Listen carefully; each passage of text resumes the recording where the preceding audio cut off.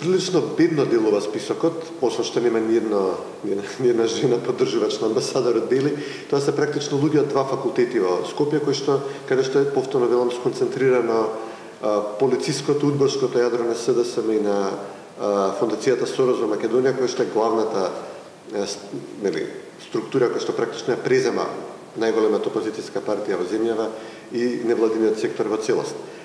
Ја да сум Джес Бели, мене би ме било срамо овие луѓе да набранат, меѓу нив има лица лустрирани за тешки повреди на човекови права, значи за шпионирање на новинари и нивно пријавување во тајната полиција, за следење на опозицијата со противзаконски мерки, значи инфилтрирање агенти, манипулирање во опозицијата. Меѓу нив е, не знам, професорот Давидковски, кој што е под истрага за тешка корупција во случајот Deutsche Telekom во Њујорк. Значи, и са тој човек излегува да го брани американскиот амбасадор, а е под истрага во Њујорк. Замислете кој скандал. Така да, навистина, нели, самиот тој список најдобро го потврдува што го кажав, дека се работи за талогот на останат од минатиот режим во Македонија, кој што се бранат меѓу себе, откако се случи, нели, со доаѓањето на Трамп во САД, се случи. Замислете, кога ви одненаш ке силно ќе палите светло во една зачмаена просторија во која што разни гадинки се собрале, бубашваби и што се не одненаш ке палите светло и сега се случува бегање на сите страни. Тоа е моментот кој што се случува во амбасадата на САД во Скопје и во целата оваа мрежа во овој момент, откако по неколку години практично алармирање во Вашингтон на овие случувања, значи испраќање информации, објавување на тие информации во разни медиуми, конечно сега постојат инструментите и алатките да се отвори ова прашање институционално во Конгресот, во централата на USAID и во централата на State Department. Практично со доаѓањето на новите директори, новите административци што е во тек. Можеби затоа и толку им се брза на СДСМ и на Фондацијата Сорос во Македонија, сега на брзинка да се направи, не знам, влада, да се преземе власта, избори, не знам што, за да бидат у подобра позиција. Можеби свесни се дека клопчето почна да се одмотува, свесни се дека тоа што го правеле е неоправдаво, е неодбранливо. Значи, Америка има закони дека ти не смееш да даваш пари на луѓе кои што кршеле човекови права. Тука сите пари ги дава на Владимир Милчин, кој што е регистриран политиски соработник од комунистичко време, учествувал во апсењето на еден од најтрагичните дисиденти на Република Македонија. Не смееле законски да му даваат пари. Не смеат законски да даваат пари на организации поврзани со политички партии, да помагаат една политичка опција во Македонија со сите своји ресурси што ги имаат на сметка на другата.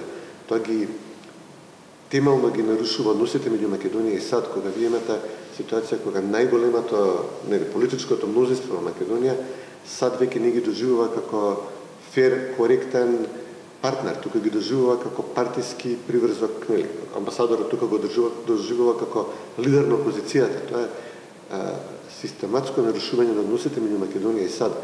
Сето ова им е добро познато на голем број лица кои што не само се во Конгресот, туку и доаѓаат на позиции во извршната власт на САД и систематски ќе се работи не само во Македонија, туку ќе се работи во сите овие држави што ги наведовме.